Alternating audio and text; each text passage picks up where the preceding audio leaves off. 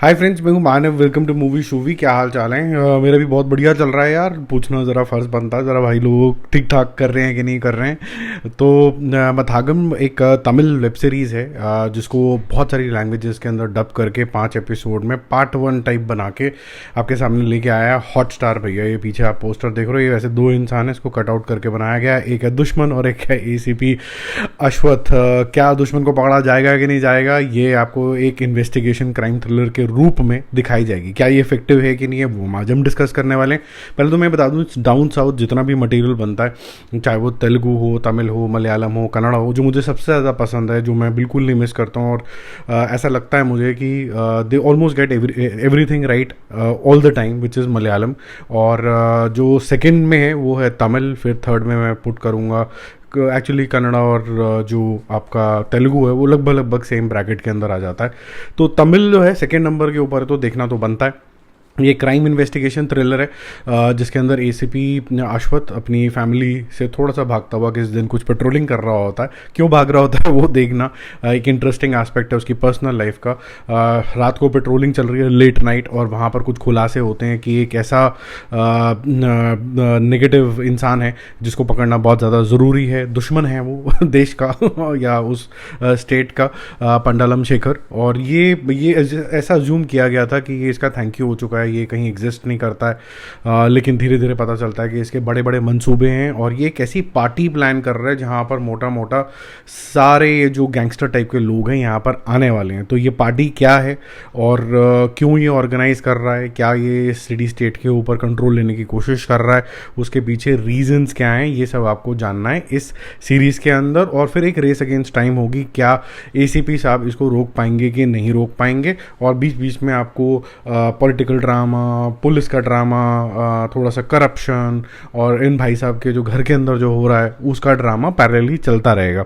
अच्छी चीज़ ये है कि तमिल लैंग्वेज में जब कभी भी आप कोई मूवीज़ या वेब सीरीज़ देखते हो तो कहीं ना कहीं एक कॉमिक तरीके का कैरेक्टर भी होता है, बट यहाँ पर कोई आपको कॉमिक तरीके का कैरेक्टर नहीं दिखने वाला है।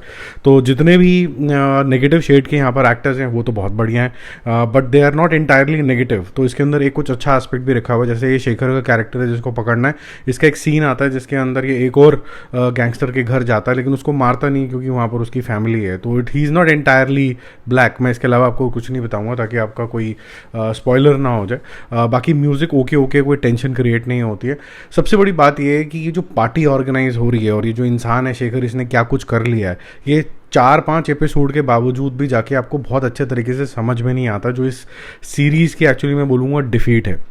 दूसरा, स्क्रीन प्ले काफ़ी ज़्यादा ठंडा है, जिसकी वजह से जो इंटेंसिटी और टेंशन आपको रेस अगेंस्ट टाइम की फील होनी चाहिए आपको बिल्कुल भी नहीं होती है। तीसरा, आई थिंक जो सिलेक्शन है मेन प्रोटैगनिस्ट की, जो कि एसीपी अश्वत्थ है, वो शुरू बहुत अच्छा होता है, लेकिन उसके बाद उसकी बॉडी लैंग्वेज इतनी ज़्यादा कह सकते हैं बिल्कुल भी एनिमेटेड नहीं है, जिसकी वजह से आपको ही फील नहीं होता कि उसको कोई जल्दी है कुछ भी रिजॉल्व करने की। तो वो थोड़ा सा आपको प्रॉब्लम हो जाता है। तो मेरे ख्याल से जो क्राइम ड्रामा है इसके अंदर कोई थ्रिल और टेंशन आपको ज़्यादा क्रिएट होती नहीं है। बड़ी पार्टी कौन सी और उसका क्या इम्पैक्ट हो सकता है किसी के ऊपर, ये इतना ज़्यादा अनएक्सप्लेन्ड रहता है कि आप भी नॉट इंटरेस्टेड हो जाते हो उसके अंदर। इतने सारे कैरेक्टर्स आए गए हो जाते हैं कि हर 2 मोमेंट के बाद 2 नए चेहरे दिखेंगे, फिर वो चले जाएंगे, और फिर उनका नाम भी बताया जाएगा आपको जो आपको याद रहने नहीं वाला है। आप बड़ी मुश्किल से मेन कैरेक्टर्स के ही नाम याद कर रहे होगे।